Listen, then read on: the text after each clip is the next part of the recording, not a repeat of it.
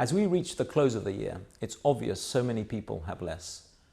Less money for your families. The price of everything in the supermarket is shooting up. Your electricity bills have risen. If you're a homeowner or tenant, your mortgage or rent may have gone up. Everyone has seen their tax go up. Workers' wages are effectively shrinking. If you're a small business owner, you've seen extra costs levied over your running costs at a time when you're simply trying to survive. Everyone is being squeezed with higher social insurance fees and charges, and the rises in taxes and fees have not been a one-off.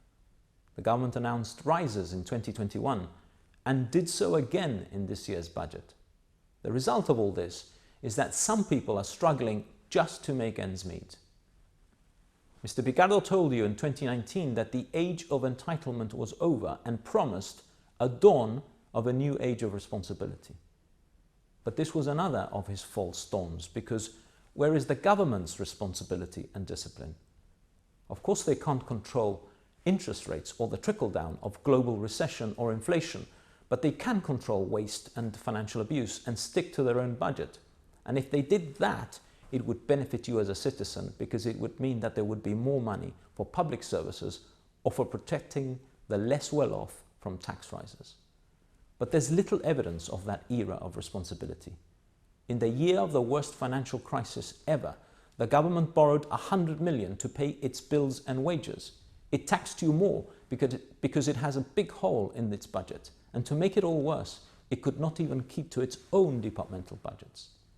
The government overspent by tens of millions of pounds and borrowed more, making the overall debt even higher and the hole in our finances even bigger. Instead of getting to grips with the financial crisis, it allowed the free fall to go into a swifter downward spiral. And all that matters because there is less money around and because the squeeze on you is harder because of 11 years of financial mismanagement.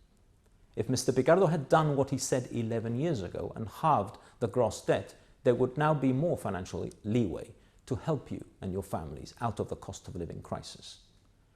The promised new era of responsibility has not fared well. The government doesn't stick to its budgets or promises.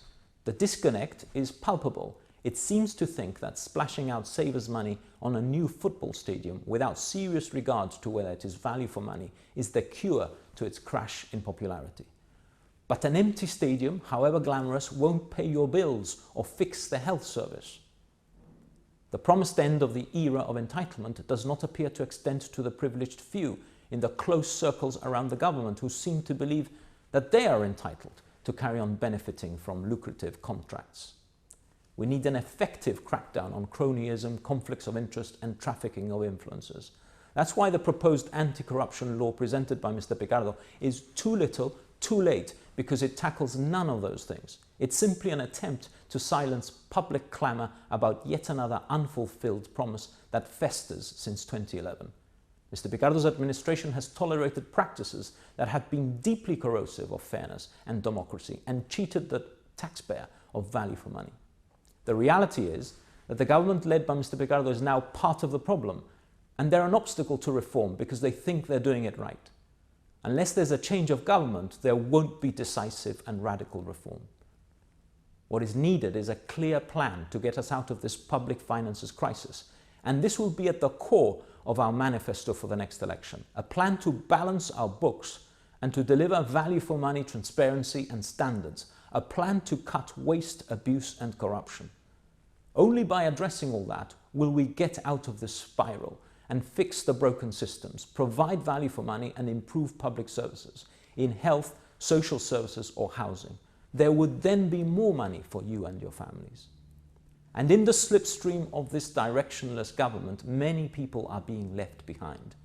Those struggling to make ends meet in the cost of living crisis, those just trying to get a break or an opportunity for meaningful, stable employment, those tired of being ignored by the government, those who wait and don't get answers on housing issues or disability allowance applications or employment claims or face long delays for hospital surgery or appointments.